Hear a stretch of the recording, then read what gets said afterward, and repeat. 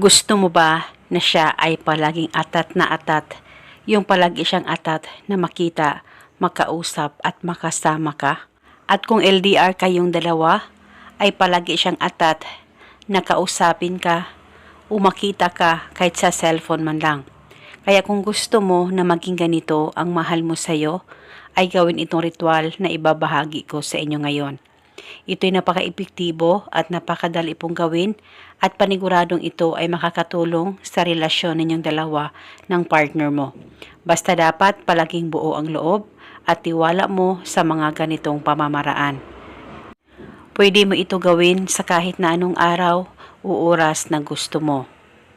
Ang gagawin mo lamang ay kumuha ka ng papel at panulat at isulat mo sa papel ang kanyang tunay na pangalan at apelyido ng 3 beses.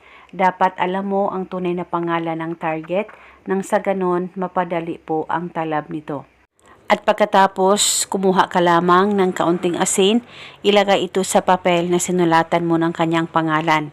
At pagkatapos, magpatak o mag-spray ka lamang ng kaunting pabango.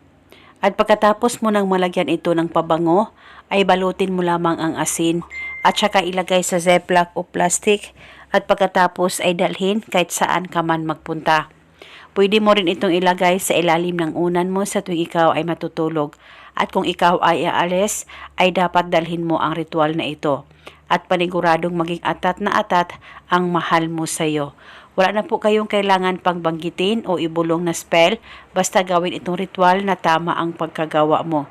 At isa itong gabay para patuloy ang magandang relasyon at pagsasama ninyong dalawa ng partner mo.